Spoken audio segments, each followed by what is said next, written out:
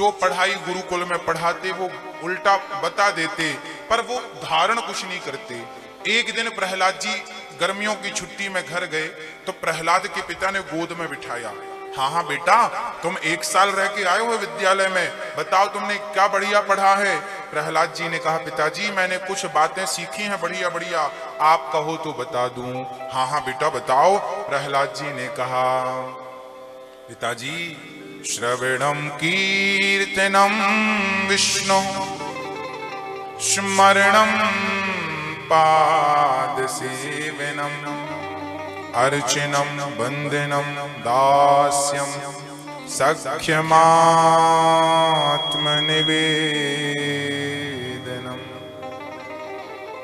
श्रवणम,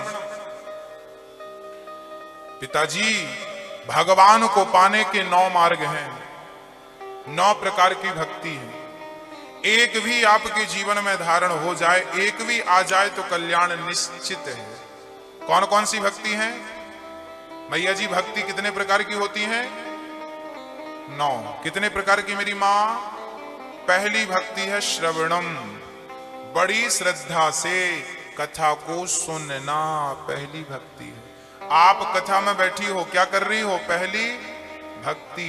इसलिए नियम बनाओ कि आप अपने घर पे 10 मिनट, 15 मिनट, आधा घंटा या 5 मिनट रोज भगवान की चर्चा जरूर करेंगे। जब भी बैठेंगे तो चर्चाएं किसकी होंगी? दुनियादारी की नहीं, केवल कन्हैया की, केवल राम की, केवल नारायण की चर्चा। कहते हैं जहां भगवान की चर्चा होती है वो वातावरण बड़ा शुद्ध हो जाता है। श्रवणम, कथा ज्यादा सुनिएगा। कथा सुनने से क्या होता है मेरी माँ? मन निर्मल होता है, मन साफ होता है। अच्छा एक बात बताइए, आप गाली सुनते हैं तो गाली कहां से प्रवेश करती है?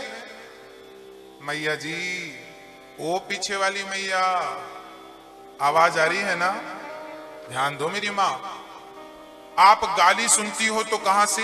कान से। कथा सुनती हो कहां से? कान से। गाली भी कान से प्रवेश करती है, कथा भी कान से प्रवेश करती है। अब ये बताओ, गाली सुनकर क्या आता है? गुस्सा आता है। गाली सुनने से मन अशांत होता है, जबकि कथा सुनने से क्या हो रहा? अब अभी आप प्रैक्टिकल कर रहे हो। कथा सुनने से मन क्या हो रहा? कथा सुनने से क्या मन अशांत हो रहा है? कथा सुनने से मन शांत होता है। याद रखना, गाली भी शब्द है, कथा भी शब्द है।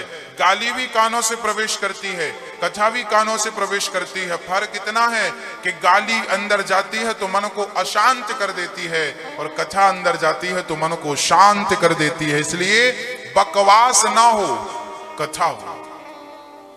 भगवान की चर्चा करेंगे अपने घर पे आप लोग आपस में, तो आपका मन क्या होगा? मन को आनंद की अनुभूति होगी।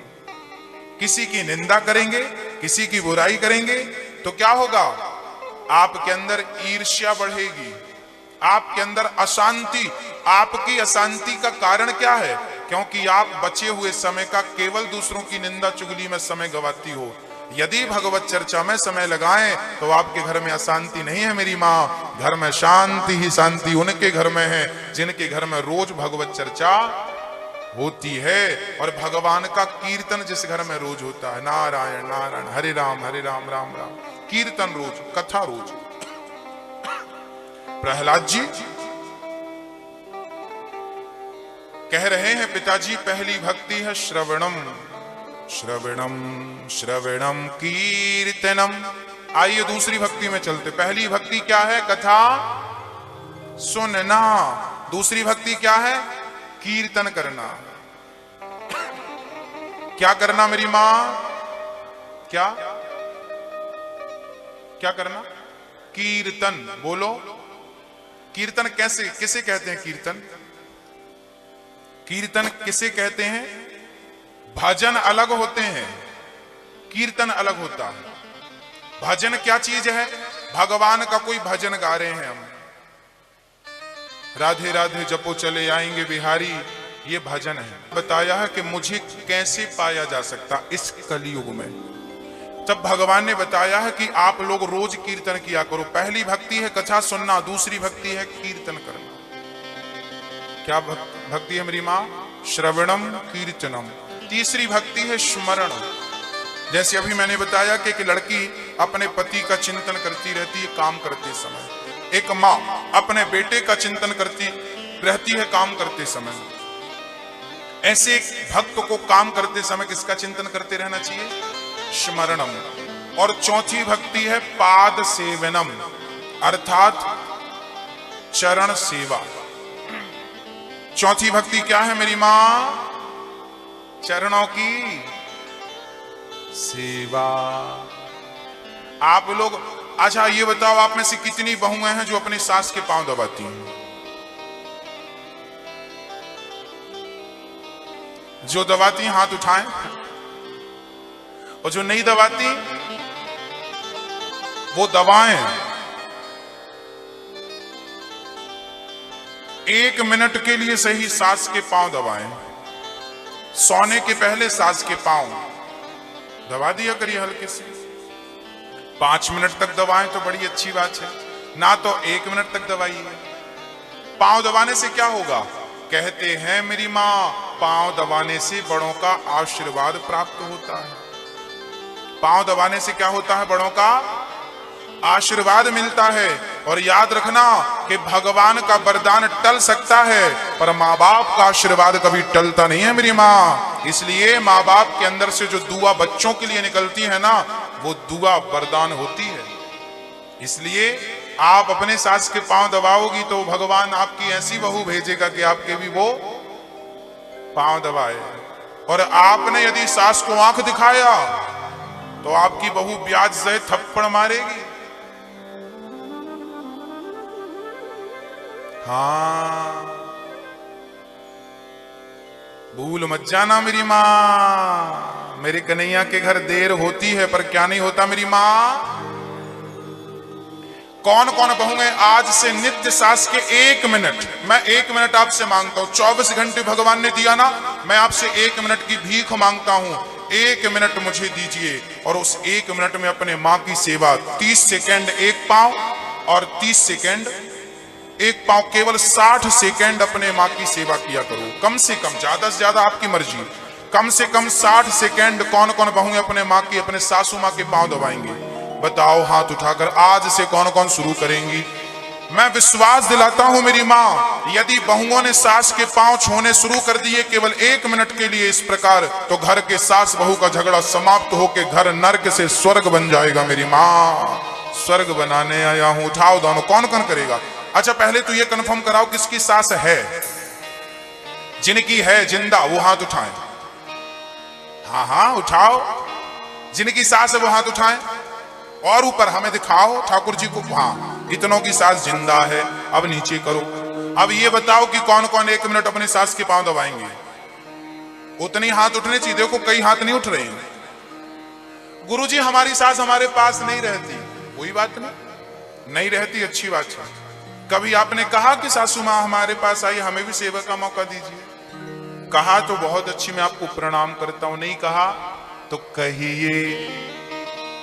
समय निकाल के सास के पास जाया करिए। बुजुर्गों के चरणों में भी समय बिताना चाहिए मेरी माँ। हाँ, मान मेरा कहना नहीं तो पछताएगा। माँ बाप का ख्याल रखना। हाँ, अपनी माँ का, अपने पिता का, अपने सास का, अपने ससुर का। और थोड़ा मेरी बूढ़ी माँ वृंदावन में रह रही हैं, बूढ़ी बूढ़ी माँ जिनके लिए वृद्धाश्रम बन रहा है, उन माओ की भी थोड़ा सी आप चिंता करिएगा। थोड़ा उनके बारे में भी आप लोग सोचिएगा। आप सोचती हो कि नहीं मेरी माँ? वृंदावन में वृद्धाश्रम मेरी माओ के लिए, जहां बूढ़ी बूढ़ी माएँ रहेंगी, उनके रहने की, खाने की सारी व्यवस्थाएं जीवन भर वहां रहेंगी। आपसे मैं प्रार्थना करता हूं, भूल मत जाना मेरी बूढ़ी माओ को। थोड़ा थोड़ा सहयोग जरूर करते रहना आप। हाँ देखो, जिस माँ का बेटा नहीं होता ना, वो माँ अनाथ आश्रम जाती है और वहां से किसी बच्चे को गोद ले लेती है और उस गोद लिए बच्चे को जीवन भर गले से लगाती है। ये मेरा बेटा है, जो तुम्हारे गर्भ से पैदा नहीं हुआ, जो तुम्हारा खून नहीं है, उसे तुमने अपना बेटा बनाया है। सोचिए, माँ बच्चों को गोद लेकर के पूरी संपत्ति बच्चों को दे देती है।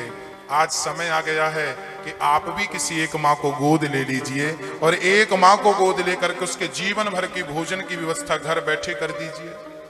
मात्र 21,000 रुपए देकर आप एक माँ को जीवन भर का भोजन दे सकते हैं।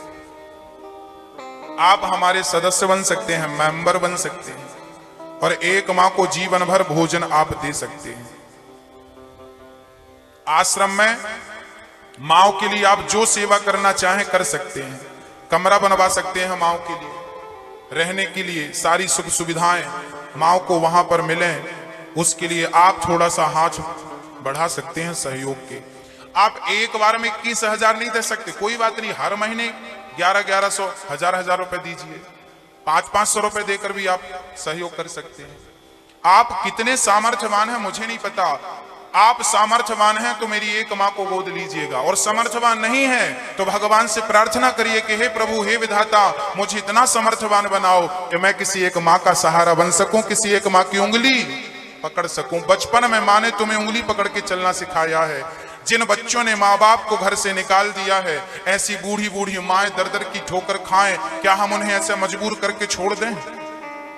उनके उस हाल में क्या हम उन्हें छोड़ दें? मेरी माँ बोलो मैया। हाँ, बड़ा गलत हो रहा है बूढ़ी बूढ़ी माओं के साथ, बहुत गलत हो रहा है मेरी माओं के साथ। बच्चे गलत कर रहे हैं, कमरे में बंद कर देते हैं। कई बार तो सुनने को मिला कि बच्चों ने माँ बाप को नजर बंद कर दिया। आंध्रा की एक घटना मैं आपको हर बार सुनाता हूं, दिल्ली के भक्तों को भी सुना दूं। आंध्र प्रदेश, वहां एक मां, जिस मां के 5 बच्चे हैं, पांचों बढ़िया, कोई वकील है तो कोई इंजीनियर है तो कोई डॉक्टर है, बड़ी बड़ी पोस्टों में 5 बेटे हैं। जब मां का पति चला गया तो मां अकेली पड़ गई। पांच बच्चों ने निर्णय लिया कि एक महीने हम मां को रखा करेंगे। 1 महीना बड़ा बेटा रखता, 1 महीना फिर चौथे नंबर का, 1 महीना तीसरे नंबर का, ऐसे 5। पहली बहू ने हाथ खड़ा कर लिया, ना ये मां ठीक नहीं है, हाँ दुर्गंध आती इसके शरीर से, हम सेवा नहीं कर सकते। बड़ी बहू ने हाथ खड़े कर लिया, हम बुढ़िया की सेवा नहीं करेंगे। दूसरी बहू ने भी हाथ खड़े कर लिया, हम बुढ़िया की सेवा नहीं करेंगे। तीसरी बहू ने भी हाथ खड़ा कर लिया, हम बुढ़िया की सेवा नहीं करेंगे। चौथी, पांचवी, सच घटना बोल रहा हूं, वो माँ भी जिंदा है जिसके बारे में मैं बोल रहा हूं। ठाकुर जी चाहेंगे तो मैं उस माँ से मिलाऊंगा आपको कभी। 5 बच्चों ने माँ को आखिरी में निर्णय लिया कि घर से निकाल दो, ना रहेगा बांस ना बजेगी बांसुरी। 5 बच्चों ने माँ को घर से निकाल दिया। उस माँ के नाम पे करोड़ों का बंगला था, कोठी थी, वहीं सामने गली में एक होटल थी। वो माँ अब जिंदा रहना है तो कुछ तो करना पड़ेगा। होटल में बर्तन धुलती थी। जिसका बेटा डॉक्टर था, इंजीनियर था और वकील था, उसकी माँ बर्तन धुल रही है होटल में, और बर्तन धुल करके आपका खाया जो जूठन बचता है ना, वो खाया करती थी। और होटल का मालिक बोलता था, यहां नहीं खाएगी, हमारी इमेज खराब होगी, तू यहां होटल में बैठ के खाएगी, चेयर पे बैठ के खाएगी तो लोग क्या समझेंगे, भिखारी लोग खा रहे हैं। तो बाहर निकाल देता था, तो बस स्टैंड में या रेलवे स्टेशन में जाके वो खाती थी। एक दिन, पिछली बार अभी भाटापारा में भागवत थी छत्तीसगढ़ में, तो वहां पर हमारे मिलने वाले को भगत थे, उन्होंने बताया कि मैं उस माँ से मिला। मैंने पूछा, माँ आप यहाँ खाती पीती हो, क्या आपकी स्थिति हो गई है? उसने पूरी बात बताई कि बेटा मेरे 5 बेटे थे, मुझे घर से निकाल दिया, ये सब, अब लोग मुझे पागल पागल कहते हैं, फटी साड़ी पहनती हूँ, बिल्कुल काला पड़ गई है, बाल चिड़िया का घोंसला बन गए हैं, ना बिल्कुल पागल है। पर बेटा मैं पागल नहीं हूं, मैं अपने बच्चों के प्यार को पाना चाहती थी, बच्चों की 2 रोटी खाना चाहती थी, पर बच्चों ने घर से निकाल दिया तो अब मैं लोगों का जूठन खा रही हूं। उस मां ने कहा कि मेरे बच्चे कभी कभी यहां से निकलते हैं पर मेरी तरफ देखते नहीं हैं। शायद उनको लगता हो कि मेरी मां ये ना कह दे कि बेटा मुझे घर ले चलो। वो मां बोली कि अब तो मैंने बच्चों को देखना, दूर से देखती रहती हूं कि बच्चे सुखी, आशीर्वाद देती हूं, बेटा खुश रहो, खूब तरक्की करो। वो 5 बच्चे निकलते यहीं से हैं, घर पास में ही है, पर मां को देखते नहीं है। अब उनको लगेगा कि मैं इसे अपनी माँ कहूंगा तो मेरी इज्जत का क्या होगा, मैं डॉक्टर हूं, मैं इंजीनियर हूं, मैं इतना बड़ा वकील हूं, इसे मैं अपनी माँ कहूंगा तो मेरी इमेज पे क्या प्रभाव पड़ेगा। बताओ मेरी माँ, क्या बच्चों को ऐसी इमेज बनानी चाहिए? ऐसी इमेज किसी काम की है? बच्चों के होते हुए माँ किसी होटल में जूठन खा रही है, क्या ये सही है मेरी माँ? मैंने तुरंत उन भगत से कहा कि आप जाइए और उस बूढ़ी माँ को लेकर आइए, मैं वृंदावन में उस बूढ़ी माँ की सेवा करूंगा। 5 बच्चे सेवा नहीं कर पाए, कोई बात नहीं, ये 6वां बेटा जिंदा है, जब तक हूं तब तक उस माँ की सेवा मैं करूंगा। हमने उस माँ को बुलवाया है, अब वो आने वाली है, आएंगी तो आश्रम उनको रखेंगे। ऐसी जरूरतमंद माओं के लिए ये वृद्धाश्रम बन रहा है। भगवान ना करे कि आपका बेटा कभी आपके साथ ऐसा करे। और यदि आप यहां मेरी बहुएं बैठी हैं, मेरी माएं बैठी हैं, आप अपनी सास और ससुर के साथ ऐसा मत करिएगा, क्योंकि विधाता देर सवेरे सजा देगा जरूर। उन बच्चों को भी मिलेगी, कम मिलेगी मुझे नहीं पता। आपसे हाथ जोड़ विनती करता हूं, माँ बाप से बहुत प्यार करिएगा। बूढ़ा आदमी 2 रोटी और बच्चों का प्यार ही चाहता और कुछ नहीं चाहता, वो भी तुम नहीं दे पाती हो। हाँ, तुम्हें पाल पोस के बड़ा किया था, देखो तो लात मारता है बच्चा छाती पे, फिर भी माँ पुचकारती है। क्या क्या नहीं करती माँ बच्चों के लिए। वही बच्चे जब माँ छोड़ देते हैं ना, कहते हैं नारी 2 बार रोती है जीवन में। स्त्री पूरी जिंदगी में 2 बार रोती है। आप स्त्री हो, आपको पता है कि नहीं मुझे नहीं पता, पर मैं बता दूं, स्त्री जात, स्त्री केवल 2 बार रोती है अपनी जिंदगी में। एक बार तब जब पिता का घर छोड़ती है, पिता का घर छोड़ा तब, और दूसरी बार तब रोती है जब बेटे ने मुंह मोड़ लिया, तब जब बेटा मुंह मोड़ लेता है अपने माँ बाप से तो माँ रोती है। बाकी प्रसव की पीड़ा का दर्द भी हंस हंस करके सह लेती है। बच्चों की खुशी के लिए, बच्चों का मुखड़ा देखने के लिए पेट फड़वा लेती है कि नहीं माँ? वो पेट फटता है ना माँ का, बड़ा कष्ट होता है। आपको तो पता है प्रसव की पीड़ा कितनी होती है, वो कितना दर्द होता है, पर बच्चे का मुंह देखती है ना तो छाती से लगा लेती है, हंसने लगती है, मेरा बेटा आ गया। सोचिए, पेट फटा है, उसका दर्द भूल कर बच्चे की मुस्कान देखकर छाती से लगाने वाली वो माँ आज बेटों ने घर से निकाल दिया। क्या ऐसा भारत आप देखना चाहते हैं? ऐसा भारत मेरा नहीं था। श्रवण जैसे बेटे यहां हुआ करते थे। अपने बच्चों को इतने संस्कार देना कि वो बुढ़ापे में आपकी सेवा करे, बुजुर्गों का सम्मान करे। और आपसे हो तो ठीक है अपने माँ बाप की सेवा करना, नहीं आपका भाई, आपका दास बैठा है आपकी माँ की सेवा करने के लिए। जब तक जिंदा हूं माँ बाप की सेवा करता रहूंगा। और इन्हीं माँ बाप के लिए वृद्धाश्रम बन रहा है वृंदावन में। आपको लगता है कि आपको भी किसी एक माँ का सहारा बनना चाहिए तो जीवन में पैसे बहुत कमा लोगे भक्तों, पर शायद धर्म से जुड़ने का ये अवसर आपके पास फिर कभी आए ना आए। इसलिए प्रहलाद जी कहते हैं तीसरी भक्ति है स्मरणम, चौथी भक्ति है पाद सेवनम, अर्चन करना भगवान का। 5वीं भक्ति अर्चनम। आप अर्चन जानते हैं किसे बोलते हैं? अर्चन क्या होता है? भगवान की अर्चना करना। अर्चना मतलब क्या होता है बताओ मेरी माँ? क्या वो पूजा होती है? पूजा अलग चीज है, अर्चन अलग चीज है। अर्चन क्या होता है? बोले लड्डू गोपाल जी को बढ़िया सी आप पूजा कैसे करते हैं भगवान जी की? पूजा कैसे करना है वो मैं आपको बताता हूं। सबसे पहले एक थाली लीजिए। आपके घर पे लड्डू गोपाल जी हैं या नहीं? सबके घर पे हैं। लड्डू गोपाल जी की किस प्रकार भगवान की पूजा करनी चाहिए?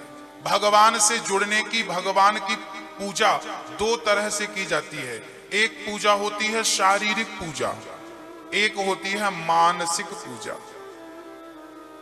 आइए सबसे पहले मानसिक पूजा कैसे की जाती है वो करते हैं, फिर शारीरिक पूजा कैसे होती है वो करके बताते हैं।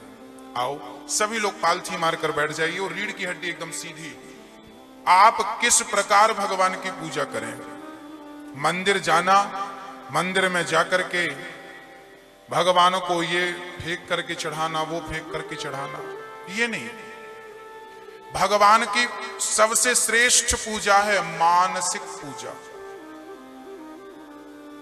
आप जैसा जैसा मैं कहता जाऊं वैसा वैसा करते जाइए। अच्छा मैया, एक बार वही करिए जो मैं कह रहा हूं, वो मत करिए जो नहीं कह रहा हूं। एक बार आप अपनी मां का चिंतन करिए, मां, एक बार आप अपनी मां को देखने का प्रयास करिए, कोशिश करिए। मां दिख रही है क्या? आंख बंद करिए, आंख बंद करो और अपनी मां को देखो। आपकी मां का नक्शा, उसका चित्र, उसकी आंखें, उसका मुंह नजर आ रहा है कि नहीं? खोलिए आंखें। आया? अब आप अपने पिताजी को देखिए, पिताजी की शक्ल कैसी है, कैसे दिखते हैं, वो आपकी आंखों के सामने होंगे। आप उनका ध्यान करेंगे तो अब मैं बोल रहा हूं हाथी, हाथी को देखिए, हाथी दिखा? हाँ, ये हाथी, ये सूंड है, ये दिख रहा। अब देखिए शेर दिखा? अब देखिए राम, देखिए राम जी दिखाई पड़ रहे हैं। अब देखिए सीता सहित राम, पास में सीता मैया खड़ी हैं, सीता मां खड़ी हैं, राम जी के हाथ में सुंदर सा धनुष है, पीछे तरकस में सुंदर सुंदर बाण रखे हैं, घुंघराले से राम जी के केस दिखाई पड़ रहे हैं आपको, मस्तक पर सुंदर सा ऊर्ध्व पुंड लगा हुआ है, ठाकुर जी के मस्तक पर चंदन लगा है, सुंदर सा ठाकुर जी ने जनेऊ पहन रखा है, पास में सीता मैया खड़ी हैं, और हमने नजर घुमाई तो श्री लक्ष्मण जी भी नजर आ रहे हैं, और किनारे पे देखा तो श्री हनुमान जी भी नजर आए हमें। पूरा राम दरबार हमें दिखाई पड़ रहा है। देखिए, दिखाई पड़ा? राम का चित्र नजर आया। अब सभी लोग कल्पना करिए, सभी अपने नेत्र बंद करके कल्पना करिए कि आप वृंदावन जाने की तैयारी कर रहे हैं। कल्पना करिए, अब आप बढ़िया सी तैयारी कर रहे हैं, आज ठाकुर जी के लिए आज हम ये ले जा रहे हैं, आज ठाकुर जी का ऐसे दर्शन करेंगे, मन में भाव है, अब हम वृंदावन के लिए चल पड़े। भाव बनाइए कि हम गाड़ी पे बैठ गए और वृंदावन की ओर जा रहे हैं, मन में कृष्ण कृष्ण चल रहा है, राधे कृष्ण चिंतन करते करते श्रीधाम वृंदावन हम पहुंच गए। अब हम प्रेम पूर्वक बिहारी जी के मंदिर की तरफ बढ़ने लगे। बड़ी आस है दर्शन की, ठाकुर जी आज हमें मिलने वाले हैं। अब भाव बनाइए कि आप वृंदावन में बिहारी जी के मंदिर में पहुंच गए, और जैसे ही मंदिर में गए पट बंद थे, पर्दा बंद था, आप जाकर बिहारी जी के बिल्कुल ठीक सामने खड़े हैं, और जैसे ही पुजारी जी ने पर्दा खोला, सुंदर सी बाकी झांकी मेरे श्याम सुंदर की आपकी आंखों के सामने आ गई। अब आप भाव बनाइए कि आप श्री बांके बिहारी जी का सुंदर सा दर्शन कर रहे हैं, उनके सुंदर से घुंघराले घुंघराले केशों को देख रहे हैं, उनकी बड़ी बड़ी आंखों को आप निहार रहे हैं, उनकी सुंदर सी मुस्कान का प्यार से आप दर्शन कर रहे हैं, उनके कानों में सुंदर से कुंडल लटक रहे हैं, उनके हाथ में सुंदर सी बांसुरी का भी हम दर्शन कर पा रहे हैं आज, और उनके चरणों में बंधी पायल का भी दर्शन कर रहे हैं। एक पांव टेढ़ा सा करके गोविंद ने दूसरे पांव पे रख रखा है, पतली सी कमर और सुंदर से चरणों का, गोविंद के लाल गुलाबी से चरण, गुलाबी सी होंठ, गुलाबी सी गालों का ठाकुर जी का सुंदर सा दर्शन कर रहे हैं। और ठाकुर जी श्याम सुंदर हमारी तरफ देख करके मुस्कुरा रहे हैं, मानो वो कह रहे हैं कि अच्छा आ गए। अब हम इशारों से बात कर रहे हैं, जी सरकार आपकी सेवा में हाजिर हो गए। भगवान कहने लगे, अच्छा आए हो, हमारे लिए कुछ लाए हो कि नहीं? हाँ हाँ प्रभु लाए हैं। अब सुंदर से कमल की सुंदर सी माला आपने ठाकुर जी के गले पे पहना दी अपने हाथ से। आहा, ये पहना दी आपने गले पे, सुंदर सी माला पहना दी, कमल की माला पहना दी। आप भाव बनाइए कि आप भगवान को कमल की माला पहना रहे हैं। अब भगवान ने कहा ये तो माला थी, हमें भूख लगी, कुछ खिलाओगे नहीं? अब हमने कहा प्रभु खाने के लिए थोड़ा आप इंतजार करिए। आपको भगवान को भाव बनाइए कि आपने सोने की सिंहासन बिछाई है और सोने की सिंहासन में आपने बिहारी जी को बिठाल दिया। तब तक श्री राधा जी आई और राधा जी को भी आपने, राधा कृष्ण को सोने की सिंहासन में मन के मंदिर में आपने बिठा रखा है। और बढ़िया आपने अपने हाथ से बढ़िया लड्डू बना रहे हैं, बढ़िया मोती चूर के, बढ़िया देसी घी डालकर, बढ़िया सा मिश्री बढ़िया पीस करके मिश्री का चूरा बढ़िया ठाकुर जी के प्रसाद में लड्डुओं में डालकर और बढ़िया अपने हाथ से लड्डू बना रहे हैं। तुलसी का पत्ता डालकर सोने की थाली पे सजाकर और भगवान को हम कह रहे हैं प्रभु ये रहा प्रसाद, आप भोजन ग्रहण करिए। अब भगवान ने कहा कि हम खाएंगे नहीं, आप खिलाओ। अब भाव बनाइए कि आप लड्डू उठाकर भगवान के मुंह पे रख रहे हैं और भगवान आपके हाथों से लड्डू खा रहे हैं। भाव बनाइए कि आप भगवान को लड्डू खिला रहे हैं और पास में बैठी श्री राधा रानी मुस्कुरा रही हैं, मानो वो भी हमसे कह रही हैं कि कन्हैया को खिलाया क्या, हमें नहीं खिलाओगे। अब हमने राधा रानी को भी एक लड्डू दिया और राधा रानी के मुंह पे रखा और किशोरी जी लड्डू खा रही हैं, श्याम सुंदर प्यार से लड्डू खा रहे हैं। एक लड्डू खाए, दो खाए, तीन खाए। अब भगवान बोले हमारा तो पेट भर गया, अब सुनो थोड़ा सा तुम खा लो। तो भगवान ने थाली से एक लड्डू उठाया। भाव बनाइए कि भगवान ने थाली से एक लड्डू उठाया और आपसे कहा जरा अपना मुंह खोलो। हमने अपना मुंह खोला और भगवान ने हमारे मुंह पे वो लड्डू डाल दिया। अब हमें ठाकुर जी का प्रसाद ठाकुर जी के हाथों से प्राप्त हुआ। अब हमने अपने मस्तक को राधा रानी के और श्याम सुंदर के, किशोरी जी के चरणों में हमने अपना मस्तक रख दिया और हाथ जोड़कर प्रार्थना की, हे श्याम सुंदर, हे नंद नंदन, हे मुरलीधर, हे राधा रानी, आप ही मेरी माँ हो, आप ही मेरे पिता हो। हे प्रभु मुझ पतित पर कृपा करना। हे दीनानाथ मैं आपको कभी भूलूं नहीं, मैं आपकी भक्ति के योग्य नहीं हूं, आपकी प्राप्ति के योग्य नहीं हूं। प्रभु मुझ अभागी पर कृपा करना। हे दीनानाथ मैं बहुत बड़ा कामी हूं, क्रोधी हूं, लोभी हूं, लालची हूं, नाना प्रकार की बुराइयां मेरे भीतर समाई हैं। हे श्याम सुंदर मेरे अपराधों को क्षमा करके मुझे अपने योग्य बना दीजिए। श्याम सुंदर जैसे आपने विभीषण पर कृपा की उसे अपने योग्य बनाया, जैसे आपने जटायु पर कृपा करके उसे अपने योग्य बना दिया, हे दीनानाथ मुझ पर भी कृपा करके मुझे भी अपने काबिल बना लीजिए। मुझे नहीं पता कि आपके अंदर भक्तों को कौन सा गुण आप भक्तों का देखते हैं, जो गुण आपको पसंद है वो गुण मेरे भीतर डाल दीजिए ताकि मैं आपके चरणों का दास बना रहूं। अब आपने राधा जी के चरण उठाए हैं, श्याम सुंदर के चरण उठाए और अपने मस्तक पर रख लिए और हाथ जोड़कर कहा, हे राधा रानी, हे श्याम सुंदर, आपके चरण मेरे मस्तक पर बने रहें, यही मेरी प्रार्थना है। इस प्रकार हमें प्रार्थना करनी चाहिए। हाथ जोड़कर ठाकुर जी से कहना चाहिए कि प्रभु मैं आपको कभी भूलूं नहीं, आपका चिंतन नित्य करता रहूं।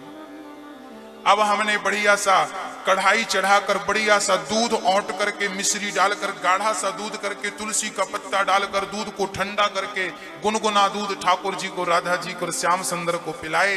राधा जी दूध पी रही हैं, श्याम सुंदर दूध पी रहे हैं और बस हम उनका टुकुर टुकुर दर्शन कर रहे हैं। सुंदर से घुंघराले केस हैं, सुंदर सी मुस्कान है। ठाकुर जी को देखते देखते नेत्रों में आंसू आ गए। आज अपने भाग्य की सराहना करने लगे कि कौन सा पुण्य किया होगा आज हमने, जिसके कारण प्रत्यक्ष नंद नंदन श्याम सुंदर राधा सहित आज हमारे सामने खड़े हैं। आज हम उनका दर्शन कर पा रहे हैं।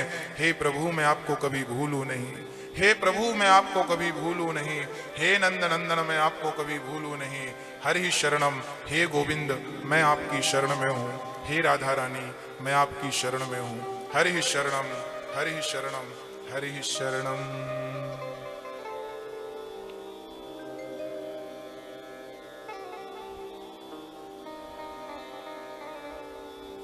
अब कोई कहे भगवान मिले, हाँ मिल गए। अब तुम्हें कैसे बताएं कि किस प्रकार मिले। यही अनुभूति है ईश्वर की। और आप मानसिक पूजा बढ़ाएंगे तो ये अनुभूति आनंद बढ़ता जाएगा, बढ़ता जाएगा। बड़ी महिमा है मानसिक पूजा की मेरी माँ। आओ अब शारीरिक पूजा में चलते हैं। सबसे पहले एक थाली लीजिए, मैया एक थाली लीजिए, उस थाली में एक स्टार बनाइए, चंदन से सबसे पहले भगवान की पूजा की तैयारियां करनी चाहिए। गर्मी है तो पानी ठंडा बाल्टी में भर के रखो, ठंडी है तो पानी गुनगुना बाल्टी में भर के रखो, और जिस पानी से भगवान को नहलाना है वो पानी में तुलसी का पत्ता डालो और थोड़ा चंदन डालो, केसर है तो केसर का एक तिनका डालो और बढ़िया केसर डालो और बढ़िया ठाकुर जी को केसर युक्त जल से स्नान कराओ और बढ़िया थाली उठाओ। सबसे पहले एक थाली लो, थाली में चंदन से स्टार बनाइए। क्या बनाना है मेरी माँ? स्टार। स्टार में बीच में ओम, पुरुषों को ओम लिखना है, स्त्रियों को श्री लिखना है। लिखो श्री। क्या लिखना? बोलो श्री।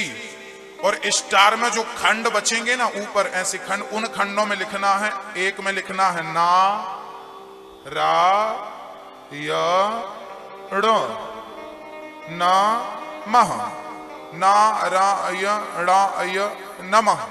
क्या लिखना है? नारायणाय, ड़ा में आग की मात्रा लगेगी, नारायणाय या नमः, ये लिखना है। ये बन गया श्री यंत्र, ये बन गया नारायण यंत्र। क्या बन गया? ये नारायण यंत्र बन गया। अब उस थाली की सबसे पहले पूजा करिए, उसमें जल चढ़ाइए। कहते हैं यंत्र भगवान का स्वरूप है, वो नारायण बन गए, पूरे नारायण है वो। अब उस थाली में जो यंत्र बन गया ना, उसको आप जल डालिए, फिर तुलसी का पत्ता हर खंड में कैसे डालिए? नारायणाय नमः, नारायणाय नमः, नारायणाय नमः, नारायणाय नमः, नारायणाय नमः डालिए। फिर ठाकुर जी को बिठाइए, ठाकुर जी को बिठा के सबसे पहले उनके चरणों को स्नान कराइए, फिर उनके हाथ में पानी डालिए, फिर उनके कंधे में पानी डालिए, फिर उनके सिर पे पानी डालिए, और फिर सिर पे पानी डालने के बाद आप उन्हें गोद पे लीजिए और ठाकुर जी को गोद पे बिठाइए। और जो थाली में पानी है ना, जल, उसे कहेंगे चरणामृत। क्या कहेंगे उसे? उस चरणामृत को पीना है। कहते हैं जो नित्य चरणामृत पीते हैं भगवान उनको उनकी कभी अकाल मृत्यु नहीं होती। याद रखिए, अकाल मृत्यु हरणम सर्व व्याधि विनाशनम। भगवान का चरणामृत रोज बच्चों को पिलाया करो। हाँ, चरणामृत पिलाओ और पियो, और वो चरणामृत अपने नेत्रों से लगाओ, मस्तक से लगाओ। केवट ने भगवान के चरणों को धो करके उस चरणामृत से अपने पितरों को तारा था कि नहीं? बोलो मेरी माँ, पितरों को तारा था कि नहीं? राम का चरणामृत बहुत महत्व रखता है। ठाकुर जी को स्नान कराने के बाद जो जल बचा वो चरणामृत पियो, नेत्रों से लगाओ, मस्तक पे लगाओ और घर पे छिड़को उसको रोज। और ठाकुर जी को बढ़िया पोंछो, एक कपड़ा लो बढ़िया सा कॉटन, और ठाकुर जी को बढ़िया उनके मुंह को, उनके कंधे को, उनके पेट को, उनके पांव को पोंछिए और ठाकुर जी को बिठाइए। और बिठाने के बाद उनको वस्त्र पहनाइए, वस्त्र पहना के मुकुट पहनाइए, पूरा श्रृंगार करिए। और तुलसी तोड़ लीजिए ढेर सारी, 25, 50, 100 तुलसी तोड़िए और अर्चन अब करिए। क्या करिए? अर्चन। तुलसी का पत्ता, ये देखिए, माना कि मेरे हाथ में तुलसी के पत्ते हैं, एक पत्ता उठा के भगवान के ऊपर छोड़ना सिर पे। नारायणाय नमः, नारायणाय नमः, नारायणाय नमः, नारायणाय नमः। ये तीन, ये इस प्रकार तुलसी उठाना है। ये बाहर रहेगी, ये बाहर। नारायणाय नमः, नारायणाय नमः, नारायणाय नमः, नारायणाय नमः। ये क्या हो रहा है? ये तुलसी से आप भगवान जी का क्या कर रहे हैं? अर्चन। इसे कहते हैं अर्चन, है ना मेरी माँ? या तुलसी से अर्चन करो या मिश्री से अर्चन करो। क्या करना है मेरी माँ? अर्चन। नारायणाय। आप 11 तुलसी का रोज अर्चन किया करो, 21 तुलसी का नियम बनाओ, जो करो नियम से करो। 21 तुलसी, 51 तुलसी या 100। अब यदि 108 तुलसी आपने तोड़ ली और आपने 108 अर्चन कर दिए तो क्या होगा? 101 माला हो गई कि नहीं आपकी? नारायणाय नमः, नारायणाय नमः, नारायणाय नमः, नारायणाय नमः, नारायणाय नमः, नारायणाय नमः, नारायणाय नमः। एक माला भी हो गई और एक अर्चन भी। कहते हैं जिसके घर पे तुलसी से रोज अर्चन होता है गोपाल जी का, उस घर में कभी लक्ष्मी की कमी नहीं आती मेरी माँ, धन धान्य की कमी नहीं आएगी। आप रोज अर्चन करिए भगवान का, गारंटी मेरी है। दास अनिरुद्ध बैठा, मेरे कान पकड़ना। यदि आपने रोज अर्चन किया ठाकुर जी का तुलसी से, और आपके घर में कोई काम रुक जाए पैसों से तो मुझे बोल देना। जीवन में आपको 1 लाख की जरूरत होगी ना तो मेरे गोपाल 5 लाख पहले से आपके घर में किसी ना किसी प्रकार पहुंचा देंगे। करके देख लीजिएगा मेरी मां। वो थी मानसिक पूजा, ये थी शारीरिक पूजा। अर्चन, अर्चन के बाद ठाकुर जी को वंदन। तुमेव माता च पिता, हे प्रभु आप हमारी मां हो, आप हमारे अर्चन वंदन। और फिर ये कहो कन्हैया मैं तेरे चरणों का दास हूं, दास्यम। फिर कहो प्रभु मैं आपका सखा हूं, सख्य। और मीराबाई तो नाचती, फिर भगवान को आप श्रृंगार करो, फिर बढ़िया सा दर्पण लो और ठाकुर जी को आईना दिखाओ। प्रभु देखिए आपका श्रृंगार किया दास ने, कैसे लग रहे हो आप, ठीक लग रहे हो, कोई कमी तो नहीं। हाँ, भगवान को रोज आईना दिखाना चाहिए ठाकुर जी को। आप देखते हो कि नहीं? श्रृंगार करके बाद आईना दिखाओ, ठाकुर जी की तरफ टुकुर टुकुर देखो, ठाकुर जी बहुत अच्छे लग रहे हो, नजर ना लग जाए ठाकुर जी की, नजर भी उतारो, बलैया लो, इस प्रकार से। और उसके बाद भागवत में लिखा है कि कभी कभी अमावस पूर्णिमा, कभी एकादशी पूर्णिमा के दिन कभी कभी अपने घर पे ना कीर्तन लगाओ। मंदिर, आपके घर पे मंदिर है ना, कीर्तन लगाओ, कोई बढ़िया सा भजन लगा लो, कीर्तन लगा लो, और जरा सभी लोग भगवान को ना नाच नाच के दिखाओ। भगवान को ना भक्तों का नृत्य बड़ा प्रिय है। याद रखना मेरी माँ, नारद जी सदा कीर्तन करते थे और कभी मन पड़ता था तो नाचना गलत नहीं है, गलत नहीं। हम दुनिया वालों के सामने थोड़ी नाच रहे, हम भाई पत्नी जो करती है किसके लिए करती है?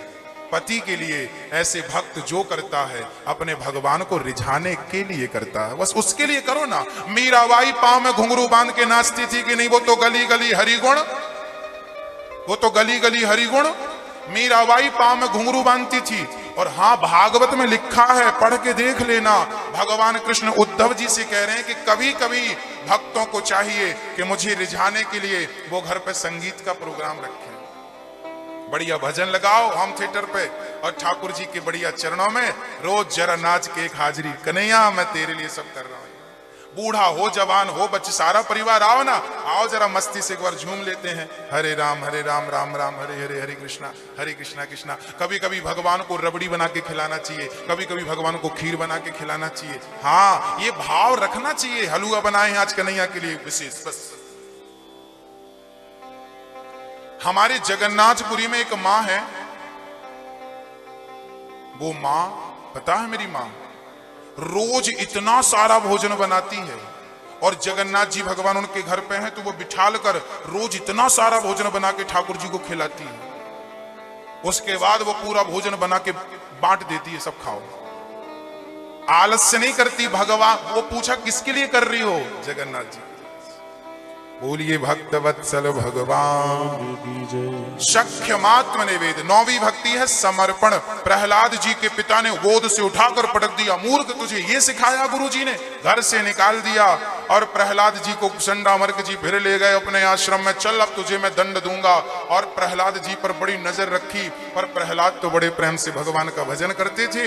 एक दिन गुरु जी बाजार गए सामान खरीदने, घर का आश्रम पूरा खाली था, बस प्रहलाद जी थे और प्रहलाद जी के शिष्य थे। सारे शिष्यों ने कहा कि तुमने ऐसी कौन सी पढ़ाई पढ़ ली जो हम सबसे अलग है? तब प्रहलाद जी ने कहा, मेरे गुरु नारद जी हैं, मेरी माँ को हरण करके इंद्र ले गए थे, तब मेरी माँ को नारद जी ने छुड़ाया था और मेरी माँ को उन्होंने भागवत सुनाई थी, वो मुझे याद है और मैं उसी मार्ग में चल रहा हूं। आओ जरा कीर्तन करते हैं। प्रहलाद जी कीर्तन करने लगे और प्रहलाद जी झूम झूम के कीर्तन कर रहे हैं, आनंद से कीर्तन कर रहे हैं। बोल रहा तेरा भगवान कहाँ है? हिरण्यकश्यपु ने पूछा, कहाँ है प्रहलाद तेरा भगवान? आज मुझे दिखा, यदि तेरा भगवान है तो मुझे दिखा दे। प्रहलाद जी ने कहा, पिताजी न केवलम में भवतश्च राजन सवई बलम बलिनाम चा परेशान। आपकी दृष्टि जहां जहां जा रही है वहां वहां मेरा भगवान है।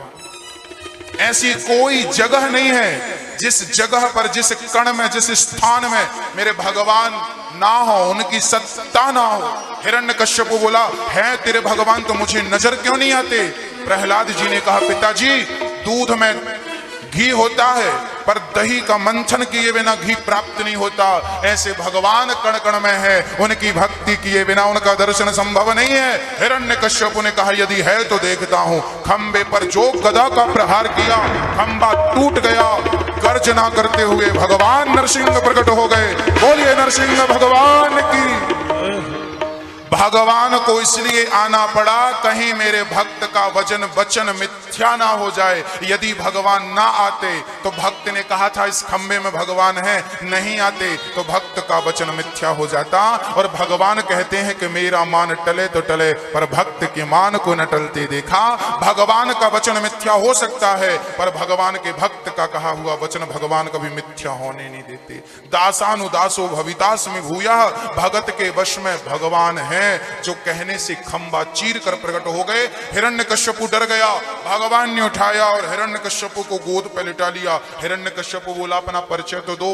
भगवान बोले मुझे लोग नरसिंह कहेंगे आज से। कौन हो? भगवान बोले तेरी मृत्यु हूं। हिरण्यकश्यपु बोला मत आओ यहां, मैं मरने वाला नहीं, मैंने ब्रह्मा से वरदान मांगा है, न दिन के मरूंगा न रात के मरूंगा। भगवान बोले देख संध्या का टाइम है, दिया बत्ती का टाइम है, अब तो मरेगा संध्या की बेला में, अभी भी नहीं मरूंगा। क्यों?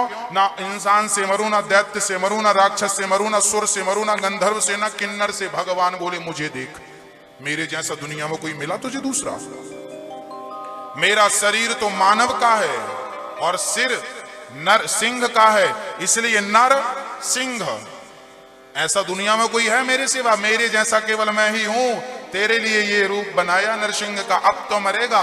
बोले मैं अभी भी नहीं मरू, 12 महीने में किसी महीने नहीं मरू, ऐसा वरदान मांगा। भगवान बोले तू अपनी मस्ती में सुरा और सुंदरी में भूल गया था कि ये 12वां महीना नहीं, 13वां पुरुषोत्तम महीना चल रहा है। पुरुषोत्तम महीना 13वां महीना होता है। अब तो मरेगा, तेरे लिए महीना बनाया है एक एक तिथि को काट छाट करके, अब तो मरेगा। बोले अभी भी नहीं मरूं, मैंने ब्रह्मा से वरदान मांगा, ना तलवार से, ना गदा से, ना सुदर्शन से, ना त्रिशूल से, ना विष्णु के त्रिशूल से, ना शिव जी के सुदर्शन से, ना इंद्र के वज्र से, किसी से नहीं मरूं। भगवान बोले कुछ नहीं, ये नाखून देख रहा है मेरे, ये फैशन में नहीं बढ़ाए मैंने, इतने बड़े बड़े नाखून देख रहा है। तूने ये थोड़ी मांगा था ब्रह्मा जी से कि मैं नाखून से भी ना मरूं।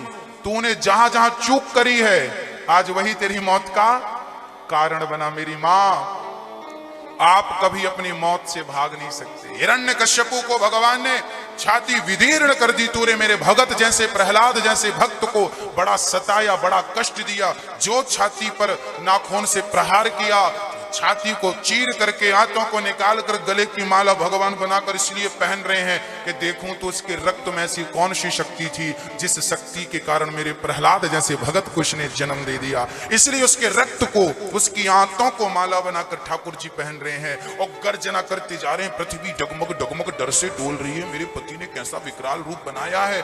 बड़े बड़े देवता स्तुति करने आ रहे थे। हिरण्यकश्यपु तो मर गया, पर भगवान का क्रोध शांत नहीं हुआ। पृथ्वी थर थर कांप रही है, स्वर्ग लोक कांप रहा है। इंद्र आए, भगवान की सूरत देख के भाग गए कि हम कहीं इनके गुस्से का शिकार ना हो जाएं। लक्ष्मी जी आई, मैं अपने पति को मनाती हूं, अभी तो यहां से गए हैं थोड़ी देर पहले। जाकर देखा तो भगवान विकराल, बड़ी बड़ी लाल लाल आंखें। लक्ष्मी जी पूजा की थाली लेके भागी, भगवान कहीं गुस्से की शिकार मैं ना हो जाऊं। लक्ष्मी जी भागी। अब संकट इस बात का है कि भगवान के गुस्से को ठंडा कौन करे। जगत जननी जगदम्बा को गुस्सा आया था तो उसने तांडव किया था, तब भगवान शिव को लेटना पड़ा था। और मां जगत जननी का पांव जब शंकर जी की छाती पे पड़ा तब उनका गुस्सा शांत हुआ। अब यहां भगत का, अब यहां नारायण का गुस्सा है, कौन शांत करेगा। तब प्रहलाद को देवी देवताओं ने, साधुओं ने कहा आप ही भगवान का गुस्सा ठंडा कर सकते हैं। जिस भगवान के क्रोध को, जिन भगवान के क्रोध को देवी देवता, यहाँ की उनकी पत्नी लक्ष्मी जी शांत ना कर पाई। जब प्रहलाद जी भगवान की ओर बढ़े और भगवान से प्रार्थना की, ब्रह्मा दया सुरगणा मुनयोथ सिद्धा, हे प्रभु आप ही ईश्वर हैं, परब्रह्म हैं, मुझे दास पर कृपा करें। प्रहलाद को देखते ही भगवान का गुस्सा एकदम शांत हो गया। प्रहलाद को गोद पर बिठाकर भगवान ने अपनी जिह्वा निकाली, जैसे गाय बछड़े को चाटती है, प्रहलाद को चाटने लगे नरसिंह भगवान और सिर पे हाथ घुमाने लगे। बेटा तेरे जैसा भगत कई करोड़ों जन्मों के बाद मुझे नसीब होता है, मुझे चूम लेने दे, मुझे हृदय से लगा लेने दे। भगवान चूमने लगे प्रहलाद को हृदय से, भगवान के प्रेम के आंसुओं से प्रहलाद के सिर गीला हो गया। नरसिंह भगवान इतना प्यार करते प्रहलाद जी से, गले से लगाया, बेटा तेरे जैसा भगत कई युगों के बाद मुझे मिलता है। प्रहलाद से कहा, बेटा प्रहलाद तू मुझसे कुछ मांग ले, आज मैं बहुत खुश हूं, तुझे कुछ देना चाहता हूं। प्रहलाद ने कहा, प्रभु यदि देना चाहते हो तो बस एक ही इच्छा है। क्या? बोले मांगो। प्रहलाद जी ने कहा, प्रभु आपसे कभी कुछ मांगने की इच्छा जन्म ना ले, बस यही वरदान मुझे दे दो। आपसे मैं कभी कुछ ना मांगू, यही वरदान। भगवान बोले, ये कैसा वरदान मांग रहे हो प्रहलाद बेटा, कुछ तो मांग लो। प्रहलाद ने कहा, प्रभु आज जगन्नाथ की जगदीश की गोद में बैठा हूं, इसकी गोद मिलने के बाद भी कुछ बचता है क्या? कुछ रह जाता है क्या? अब बचा ही क्या मेरे लिए? सब तो मिल गया। आप जिसे मिल गए उसको और क्या पाना शेष रह गया? भगवान ने फिर हृदय से लगाया और प्रहलाद को फिर चूमा है, उनके गालों को, मस्तक को। जैसे माँ बच्चे से प्यार करती है, बस ठाकुर जी भगवान अपने भक्तों से वैसे ही प्यार करते हैं जैसे माँ बच्चे से करती है। बहुत दुलार किया, बहुत प्यार किया। प्रहलाद पर बहुत गदगद हो गई भगवान और कहा कि जाओ, मैं तुम्हें वरदान देता हूं, तुम्हारे कुल को, तुम्हारे वंश पर कभी मैं हाथ नहीं उठाऊंगा। आज के बाद किसी वंश, तुम्हारे वंशज को मारूंगा नहीं और तुम पर सदा मेरी कृपा बनी रहेगी।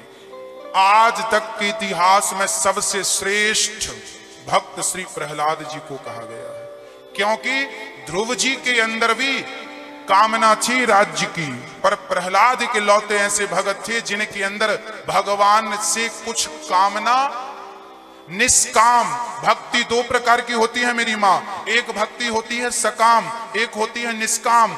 एक वो होती है जो आप 16 सोमवार रखती हो, 17वीं सोमवार को पहुंच जाती हो, शंकर जी अब हिसाब किताब कर लो, अपना हिसाब किताब पूरा हो। एक होती है सकाम कि भगवान के मंदिर गए तो मुंह फाड़ते रहे, ये दे दो, वो दे दो, ये दे दो, वो दे दो, ये सकाम भक्ति है। एक भक्ति होती है निष्काम। एक राजा था, एक छोटी सी चर्चा सुन के नंदोत्सव में चलेंगे हम लोग। एक राजा था, उसने अपने खजाने को, सोने को, चांदी को, हीरे को, मोती को रख दिया। बोले जिसके हाथ में जो आए उठा के जाओ, जो तुमने छू लिया वो तुम्हारा हो गया। अब प्रजा टूट पड़ी, सोने चांदी में हाथ रखा उसका हो गया। एक छोटी सी लड़की आई, राजा पूछा कि भैया लोग बोले सब उठा रहे हैं, तू खड़ी चुपचाप उठा, जिसको उठाएगी वो तेरा। राजा का आदेश है, जिसको हाथ रख देगी जिस पर तेरा। लड़की बोली, ये बताओ राजा साहब कहाँ है? राजा वहां है। राजा के पास गई, राजा साहब आपने कहा जिस पे हाथ रख दोगी वो आपका हो जाएगा, क्या सच कहा आपने? क्या आप अपने वचन पर कायम हैं? राजा बोला, बिल्कुल, जो तुम जहां हाथ रख दोगी वो तुम्हारा। आज के लिए केवल ये ऑफर है, जहां भक्त जो हाथ रख दे उसका रख दो हाथ। तो लड़की ने राजा के सिर पे अपना हाथ रख दिया। बोले आपकी वस्तु नहीं चाहिए, आप मेरे पिता बन के रहो, आप मेरे पिता बन जाओ, बस मुझे यही चाहिए। अभी तक लोग सामान समेट रहे थे, लड़की ने हाथ राजा के ऊपर रख दिया तो राजा के कोई संतान नहीं थी। उस लड़की को बिटिया बनाकर पूरा राज्य उसके नाम कर दिया। तू एक वस्तु की अधिकारी नहीं है, तूने वस्तु को नहीं मांगा, तूने वस्तु देने वाले को मांग लिया। भगवान से मत मांगो, भगवान को मांग लोगे तो भगवान अपने आप को न्यौछावर कर देंगे और उनको पाने के बाद फिर कुछ पाने की इच्छा रह नहीं जाती। एक बेटा अपने पिता से मांग रहा है, एक बेटा पिता को मांग रहा है, पिताजी पूरा धन हमें दो, तुम हरिद्वार में जाओ, जियो मरो हमें लेना देना नहीं। दूसरा बेटा बोला, पिताजी पूरी संपत्ति भैया को दे दो, मेरे पास रहो, मैं पांव दबाकर आपको रोटी खिलाकर पुत्र धर्म निभाऊंगा। आप बताइए वो पिता किस बच्चे से ज्यादा प्यार करेगा और किसको बहुत कुछ देने की इच्छा रखेगा? जो पिता से मांगता है उसे या जो पिता को मांगता है उसे? जवाब आपका, जो पिता को मांगता। बस भक्तों, भगवान के भी दो भगत हैं, एक वो जो भगवान से मांगते हैं, एक वो जो भगवान को मांगते हैं। जो भगवान से मांगते हैं उनको ना इतना मिलता है ना इतना मिलता है, कुछ भी हाथ नहीं लगता, धोबी के कुत्ते बनते हैं वो। हाँ, ना घर के रह जाते हैं ना घाट के। भगवान से मांगने वाले बहुत नुकसान में है और भगवान को मांग लेने वाले बहुत फायदे में है। वो भगवान को पा लेने के बाद उन्हें कुछ पाना शेष रह नहीं जाता। भगवान से मांगने वालों को छाछ मिलती है और भगवान को मांगने वालों को मक्खन मिल जाता। कन्हैया मक्खन है, वस्तु छाछ है। बोलिए भक्त वत्सल भगवान। प्रहलाद पर भगवान ने कृपा करी, प्रभु हम पर भी कभी ऐसी कृपा करिए। भगवान ने एक बार हाथी पर अवतार किया है, एक कृपा की है, हाथी का पांव मगर ने पकड़ा। चर्चा मैंने एक दिन सुनाई थी आपको। समुद्र मंथन में 3 अवतार लिए भगवान ने। धनवंतरी, मोहिनी, कच्छप। भगवान ने अमृत देवताओं को पिलाया। राजा बलि ने 99 यज्ञ पूरे किए। 52 भगवान आए थे भिक्षा मांगने, पृथ्वी की भिक्षा मांगी। 3 पग में भगवान ने सब नापा और राजा बलि के मस्तक पर चरण रखे हैं। मछली बनकर भगवान एक बार आए हैं। एक बार भगवान सूर्य वंश में राम बनकर आए हैं। राम कथा में विस्तार से कल सुनाऊंगा। भगवान नारायण के पुत्र ब्रह्मा, ब्रह्मा के मरीचि, इन्हीं के वंश में राजा नभग, नभग के नाभाग, नाभाग के अम्बरीश, अम्बरीश ने एकादशी का व्रत किया। इन्हीं के वंश में राजा खटवांग, राजा सगर, सगर के 60,000 पुत्र हुए। इन्हीं के वंश में श्री भागीरथ जी ने जन्म लिया, जिन्होंने गंगा को प्रागट्य किया। बोलिए गंगा मैया की। इन्हीं के वंश में खटवांग, दीर्घबाहु, दीर्घबाहु के रघु, रघु के अज, अज के दशरथ। दशरथ का बुढ़ापा आया, कोई संतान नहीं थी। यज्ञ किया, यज्ञ भगवान ने खीर खिलाई। 3 रानियों ने खीर खाई, तीनों गर्भवती हो गईं। समय पर इन्होंने सुंदर से बच्चों को जन्म दिया। चैत्र का महीना, शुक्ल पक्ष की नवमी तिथि, राम लक्ष्मण भरत शत्रुघ्न चारों भाइयों का जन्म हो रहा है। राम जन्म, कृष्ण जन्म साथ में मनाएंगे। बोलिए राजा रामचंद्र भगवान की जय हो। राम कथा का विस्तार में कल के सत्र में करूंगा। कल की कथा में, कथा का ध्यान समय से रखिएगा। राम जी का जन्म हुआ है। राम जी ने बड़ी अद्भुत बाल लीलाएं की। हाँ, और राम जी को लेने विश्वामित्र जी आए हैं। अहिल्या का उद्धार किया है, गंगा स्नान, सीता स्वयंवर में पहुंचे हैं। बड़े बड़े राजाओं ने ट्राई किया, धनुष से हिला नहीं, और राम जी ने जाके डोरी चढ़ाई, सीता जी आ गई। और सीता जी आई और बढ़िया माला पहनाए, पर राम जी थोड़ा कद में लंबे थे। सीता मैया बहुत छोटी थी, ऊंची वाली चप्पल नहीं चलती थी तब के जमाने में, और सीता मैया छोटी थी, स्टूल भी नहीं रख सकती थी। अब लक्ष्मण जी चरणों में गिर पड़े कि भैया आपकी शादी हो गई, बधाई हो। और राम जी लक्ष्मण को उठाने सिर झुकाए, सीता मैया ने फायदा उठाया। बोलिए सियावर रामचंद्र की। बढ़िया सा माला पहनाया और अब मंडप में बैठे हैं राम जी और सीता जी मंडप में बैठी हैं। बारात बारात सभाई और भावर चल रही हैं, फेरे चल रहे हैं। अच्छा, मंडप के नीचे ना गालियां मिलती हैं, मैंने सुना है। आपके यहाँ गालियां होती हैं कि नहीं? मंडप के नीचे प्यार की गालियां। हाँ, लड़की के पक्ष के लोग लड़के के पक्ष को गाली सुनाती हैं। माता है इस काम में, तो माताएं आगे इनसे आती हैं गाली वाली सब। वो गाली चल रही थी और राम के जमाने में राम को गाली मिली। अच्छा, राम को क्या गाली मिल रही थी? सुनो, मैं गाली सुनाता हूं आपको। जनकपुर की सखियां कह रही थी, सुनो, राम लक्ष्मण भरत शत्रुघ्न चारों मंडप पर बैठे थे, सखियां सामने बैठी थी। सीता जी बाजू में बैठी, मांडवी, श्रुतकीर्ति, उर्मिला बैठी दुल्हन बनके, और सखियां कह रही हैं जनकपुर की, सुनो, राम को सुना सुना के, लक्ष्मण को सुना सुना, और दशरथ जी बैठे हैं उनको सुना सुना। सुनो, सखियों से कह, सुनो, लंबा घूंघट डाल के, सुन रही हो? हाँ हाँ सुनो सुनो, कभी धोखे से अयोध्या मत चले जाना। क्यों? अरे मत जाना, और जाना तो वहां कोई खीर बनाकर खिलाए, धोखे से मत खा लेना। क्यों? वहां खीर क्यों नहीं खाएंगे? अरे बोले वहां खीर खाने से बच्चे पैदा हो जाते हैं,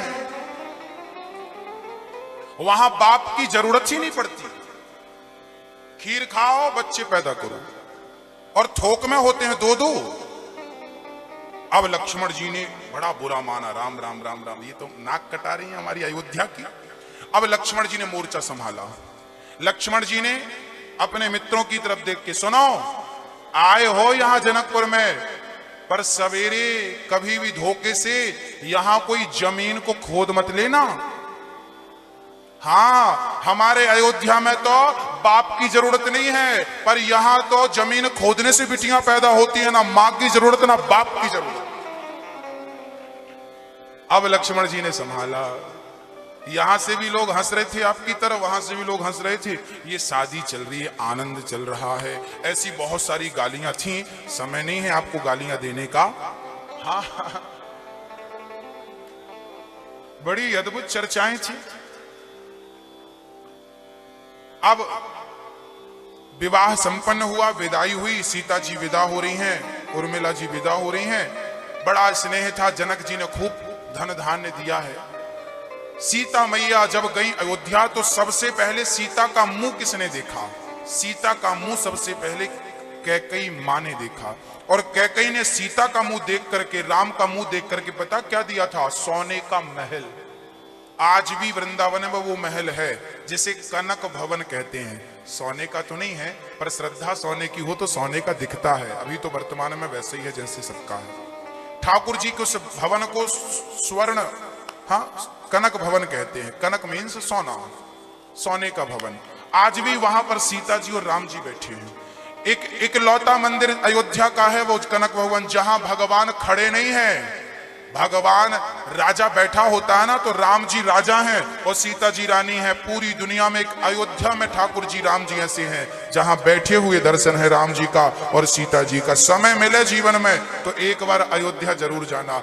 और मेरी मां एक बात और आपसे निवेदन, कभी समय मिले तो राम नवमी अयोध्या में करना एक बार, कभी आपका मुहूर्त बन जाए। कहते हैं कि आज भी राम नवमी को और कृष्ण जन्माष्टमी को, राम नवमी को आज भी देवी देवता, यहां तक कि शंकर जी, देवी देवता, इंद्र सब आते हैं आज भी राम नवमी मनाने के लिए, राम लला का उत्सव मनाने के लिए। आज भी देवी देवता रूप बदल बदल के आते हैं। और यहाँ वृंदावन में मेरे ठाकुर की, मेरे श्याम सुंदर की जन्माष्टमी मनाने बड़े बड़े देवी देवता आज भी आते हैं। ऐसा नहीं कि तब हुआ था ना जाने किस रूप में। हाँ, वृंदावन के वृक्ष को मर्म न जाने को, ये डाल डाल और पात पात पे राधे राधे राधे राधे होए। राम कथा और कृष्ण कथा अद्भुत है भक्तों। राम जी का सुंदर प्राकट्य है, विवाह उत्सव है। और सीता जी को, राम जी को वनवास भेज दिया। कैकेयी मां को क्या ठानी? हैरी तेने का ठानी मन में, राम सिया भेज दे वन में। अच्छा, वनवास किसका हुआ था मेरी मां? राम जी का हुआ था कि सीता जी का हुआ था कि लक्ष्मण जी का हुआ था? वनवास राम जी का नहीं हुआ, वनवास राम जी का नहीं हुआ था, वनवास लक्ष्मण जी का हुआ था। हाँ, राम जी रावण को अयोध्या में रह के मार सकते थे, पर मेघनाथ को अयोध्या में रह के मारा नहीं जा सकता था। इसलिए मेघनाथ को कौन मार सकता है? बोले 12 वर्ष तक नींद और नारी का जो त्याग करेगा वही मेघनाथ को मार सकता है। तो अयोध्या में रह के नींद और नारी का त्याग संभव नहीं था, इसलिए वनवास लक्ष्मण का मेघनाथ के लिए हुआ। कैकेयी मां ने खुद कहा, तापस, देखो किस किस का वनवास, तापस वेश विशेष उदासी। तापस वेश मतलब राम तापस वेश, विशेष शेष कौन है? शेष नाम कौन है? लक्ष्मण जी। तापस वेश विशेष। और तीसरा कहा उदासी। उदासी मतलब कौन? बोले ये उदास बैठेगी घर पे, इसको भी ले जाओ। उदासी, दासी मतलब सीता। तीनों को कैकेयी ने वनवास भेजा। अच्छा, कैकेयी ने वनवास क्यों भेजा राम जी को? क्योंकि अयोध्या का असली राज्य मुकुट बाली के पास था। एक बार बाली ने दशरथ जी को देखा, दशरथ जी कैकेयी को लेके आ रहे थे। बाली बोला, सुनो तुम्हारी पत्नी बड़ी सुंदर है, जरा हमें दे दो। दशरथ जी बोले, कोई आलू प्याज है दे दे तुम्हें? पत्नी है हमारी, कोई अपनी पत्नी तुम्हें कहने से क्यों दे देगा भाई? बाली बोला, मत दो तो हमसे युद्ध करो। अब दशरथ जी को पता था कि बाली से युद्ध करेंगे तो जीतना तो संभव, तो दशरथ जी ने अपना राज्य मुकुट उतार के रख दिया था, हार स्वीकार कर ली थी। ये बात केवल कैकेयी को पता थी और नकली मुकुट राम जी और दशरथ जी ने बना के पहन लिया। ये बात केवल कैकेयी को पता थी। कैकेयी ने दशरथ जी से कहा, क्यों, क्या राम को नकली मुकुट पहनाओगे? दशरथ जी बोले, तो क्या राम को मैं कहां भेज दूं बाली से लड़ने? बाली से जीतेगा नहीं मेरा राम। कैकेयी बोली, मत कहो ऐसा, वो राम मेरा बेटा मैं जानती हूं, इसलिए नकली मुकुट पहनाना हो तो मेरे बेटे को पहनाना। इसलिए कैकेयी ने राम को वनवास भेजा, जाओ बेटा राम, बाली को मारकर अपना असली राज्य मुकुट लेकर आओ। इसलिए कैकेयी मां ने राम को 14 साल के लिए वनवास भेजा है। किसको मारने के लिए? बाली को मारने के लिए। क्योंकि अयोध्या का राज्य किसके पास था? गिरवी पड़ा था बाली के पास। चर्चाएं बड़ी लंबी हैं भक्तों। अब राम जी सुंदर सी लीला कर रहे हैं और राम जी आगे बढ़े हैं। घर से निकल गए हैं। 14 वर्ष का वनवास है, तमसा नदी पे गुजारी। दूसरी रात श्रृंगवेरपुर पहुंचे। तीसरी सवेरे सवेरे केवट से नाव, भैया केवट, ओ केवट जरा नाव लाओ। केवट बोला प्रभु मैं नाव लाऊंगा तो सही, पर आपके पांव में जादू है। चरणों की धूल गिरी थी अहिल्या के ऊपर तो वो स्त्री बन गई थी, और मेरी नाव तो लकड़ी की हो, कहीं कुछ बन गई तो घर वाली मारेगी कि क्यों एक थी मैं दूसरी कहां से आई। वो सह ना पाऊंगा सरकार, खर्चे भी बढ़ जाएंगे। एक नारी एक साड़ी पूरी नहीं कर पाता मैं, दो दो के कैसे मैं भरण पोषण करूंगा। हाँ केवट बोला सरकार एक उपाय है। बोले चरण धुला लीजिए। राम जी ने चरणों को धुलाया, केवट ने चरणामृत पान किया, नाव पे बिठाया और नाव डगमग डगमग केवट ने डुलाई। राम जी बोले धीरे धीरे चल, तैरना नहीं आता। केवट बोला तो मेरा हाथ पकड़ लो। केवट कितना चतुर था मेरी मां।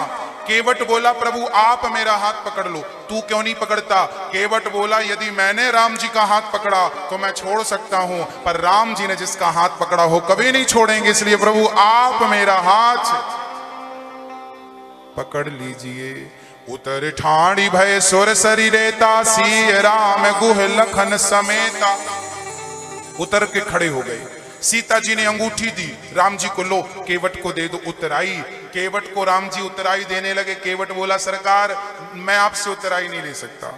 धोवी से ना धोवी लेच, उतराई दे के नाथ जात ना बिगाड़िए। आप भी केवट हो, मैं भी केवट हूं, एक केवट दूसरे केवट से उतराई कैसे ले सकता? राम जी बोले हम क्षत्रिय हैं, हम कहां केवट हैं। केवट बोले सरकार आपके घाट जब लोग जाते हैं ना तो आप भी पार लगाते हो, मेरे घाट आते हैं मैं भी पार लगाता हूं, आप भी पार लगाते हो, मैं भी। फर्क इतना है मैं फुटकर व्यापारी हूं, आप थोक के हो। आप मेरे घर आए, मैंने आपको गंगा से पार लगाया, मर करके जब मैं आपके दर पे आऊंगा भवसागर से मुझे पार लगा देना, बस यही मेरी आखिरी तमन्ना है। केवट ने राम जी के, जहां राम जी के पांव थे ना, आगे बढ़े तो चरण चिन्ह बन गए। उन चरणों की रज को उठाकर केवट ने सिर पे रखा है और चरण रज से स्नान किया है केवट ने। बड़ा अद्भुत प्रकरण है भक्तों। आगे चले हैं, पंचवटी में भरत जी मिलने आए हैं और खड़ाऊ लेकर वापसी हुई है। राम जी के वियोग में भरत जी अयोध्या का त्याग करके नंदीग्राम में समय बिता रहे हैं। यहाँ राम जी आगे जाते हैं, रावण सीता का हरण करता है, नवधा भक्ति शबरी को सुनाते हैं, शबरी का उत्थान करते हैं, सुग्रीव से मित्रता करके बाली को मारते हैं, हनुमान जी लंका जाते हैं, रावण कुंभकर्ण को मारकर राम जी ने लंका का राजा विभीषण को बना करके अयोध्या आए। राम जी राजा बन गए और सीता मैया रानी बन गई। बोलिए सियावर रामचंद्र भगवान की। राम कथा बहुत बड़ी है पर दास ने छोटी सी निवेदित की है आपको समय के अभाव में। राम कथा बड़ी अद्भुत है, दास ने सुनाई। अब मैं आपको जन्मोत्सव कृष्ण कथा सुनाता हूं। चंद्र वंश में कृष्ण जी आए और सूर्य वंश में राम जी आए। चंद्र वंश की चर्चा सुखदेव जी कहते हैं राजन अब सुनो, सावधान हो जाओ और नंद के आनंद को सुनो।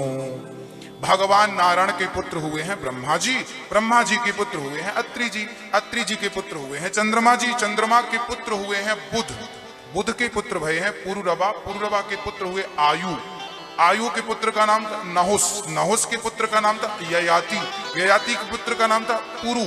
इन्हीं के वंश में हुए हैं राजा सूर। बोलो क्या? सूर। सूर के पुत्र का नाम हुआ है वसुदेव। क्या नाम था? वसुदेव। उग्रसेन की पत्नी का नाम था पवन रेखा। उग्रसेन की पत्नी का नाम था पवन रेखा। उग्रसेन के 9 लड़के थे जिसमें कि एक का नाम था कंस। कंस 9 भाई थे और बड़े पराक्रमी थे। एक दिन कंस ने लालच में क्या किया, अपने पिता का राज्य हड़प लिया और पिता को बंदी बना के कारागार में डाल दिया। हाथ में हथकड़ियां, पांव में बेड़ियां लगाई अपने पिता को और बासी कुसी रोटी देता अपने बाप को कि तूने मुझे राजा नहीं बनाया। राज्य हड़प लिया कंस ने और प्रजा पर अत्याचार शुरू कर दिया। किस किस पर अत्याचार किया? स्त्रियों पर, पुरुषों पर, गायों पर, ब्राह्मणों पर, साधुओं पर, संतों पर, सब पर अत्याचार किया। और जब अत्याचार बढ़ने लगा कंस का, तो प्रजा कंस के नाम पर थू थू करने लगी। बड़ा घटिया राजा, बड़ा घटिया राजा। अब जब कंस को पता चला कि मेरी थू थू हो रही है, तो कंस को लगा मेरी जय जयकार कैसी हो, क्योंकि राजा अपनी जय जयकार सुनना चाहे तो झूठी सही। तब कंस के मन में विचार आया कि क्यों ना मैं अपनी बहन का विवाह करूं और उसमें बड़ी धूमधाम से आनंद करूं, तो लोग मेरी जय जयकार करेंगे। अब कंस ने अपनी चचेरी बहन का विवाह किया। देवक नाम के सज्जन थे, उनकी बेटी का नाम था देवकी। देवकी 7 बहन थी। देवकी कितनी बहन थी? देवकी 7 बहन थी। इन 7 बहनों का नाम था धृतदेवा, शांति देवा, उपदेवा, श्रीदेवा, देवरक्षिता, सहदेवा और देवकी। ये कंस की 7 बहन थी। इन 7 बहनों में इन 7 में से 6 बहनों से वसुदेव जी ने विवाह कर रखा था, क्योंकि उस जमाने में लड़कियां ज्यादा हुआ करती थी, लड़के कम हुआ करते थे, तो एक के संग 8-10 हुआ करती थी। वसुदेव जी के टोटल 13 विवाह हुए हैं। सबसे बड़ी पत्नी का नाम था रोहिणी और सबसे छोटी पत्नी का नाम था देवकी। आखिरी विवाह देवकी के संग हुआ। तो कंस अपनी बहन से बहुत प्यार करता था, देवकी से, तो कंस ने बड़ा दहेज दिया। और राजा तो था कंस, अब विदा करने जा रहा है कि बहन का रथ मैं हाँकूंगा, ताकि प्रजा को लगे कि कंस सुधर गया है। अब कंस रथ हाँक रहा था मथुरा से आगरा। वसुदेव जी आगरा के राजा थे। वसुदेव जी कहां के राजा थे? आगरा। मथुरा से आगरा की तरफ जब जाने लगे तो आकाशवाणी हो गई, कंस जिस बहन को तू विदा कर रहा है, इसका 8वां गर्भ तेरा काल बनेगा। अब कंस थर थर थर थर थर थर कांपने लगा, तलवार निकाली, बहन को मारना वसुदेव जी ने रोका। बहन को मारेगा पाप लगेगा, नरक जाना पड़ेगा, क्या क्या कहेंगे लोग, बहन को मार डाला। तब कंस को लगा कि गलत कर रहा हूं। कंस ने कहा क्या करूं? वसुदेव जी ने कहा तुझे बच्चों से खतरा है, मैं ला कर दूंगा ना। जेल में बंद कर दिया जीजा जी और बहन जी को कंस ने, कारागार में बंद कर दिया। पहला बेटा हुआ, कंस के पास वसुदेव जी लाए, आपका संकल्प मेरा था बच्चे लाना। कंस बोला मुझे इससे कोई डर नहीं है, आप ले जाओ। जब वसुदेव जी ले जाने लगे ना, तो नारद जी आए। नारद जी ने कहा कंस चक्कर में मत पड़ना कन्हैया के, ये 5 उंगली यहां से गिनोगे तो ये 5वीं, और यहां से गिनोगे तो ये 5वीं है। हाँ, कोई भी 8वां हो सकता है। लो भैया, कंस ने बुलाया, बच्चे को मार दिया। दूसरा, तीसरा, चौथा, 5वां, 6 बच्चों को कंस ने मार डाला। अब भगवान के चरणों में पृथ्वी, ब्राह्मण, संत आज जाकर प्रार्थना कर रहे हैं, हे प्रभु, पापी कंस का पाप बढ़ता जा रहा, प्रभु अवतार लीजिए, नहीं तो पृथ्वी डूब जाएगी, रसातल में चली जाएगी, अवतार लीजिए, अवतार लीजिए। भगवान बोले अवतार लेने का समय आ गया है। 7वें गर्भ में बलराम भैया पधार रहे हैं। बोलिए बलदाऊ भैया की। 7वें गर्भ में भगवान बलराम जी आए, शेषावतार। भगवान ने देवकी के गर्भ से निकालकर रोहिणी के गर्भ में डाला। रोहिणी जी मां बनी। बलदाऊ भैया का प्राकट्य हुआ। बलदाऊ भैया का उत्सव मनाया गोकुल में। और अब 8वां गर्भ देवकी ने धारण किया। 8वां गर्भ धारण किया। देवी देवता भगवान से कह रहे, प्रभु आओ और पापी कंस के पाप से हमें बचाओ। जब जब हो य धर्म की हानि, बाढ़हि असुर अधम अभिमानी, तब तब धरि प्रभु विविध शरीरा।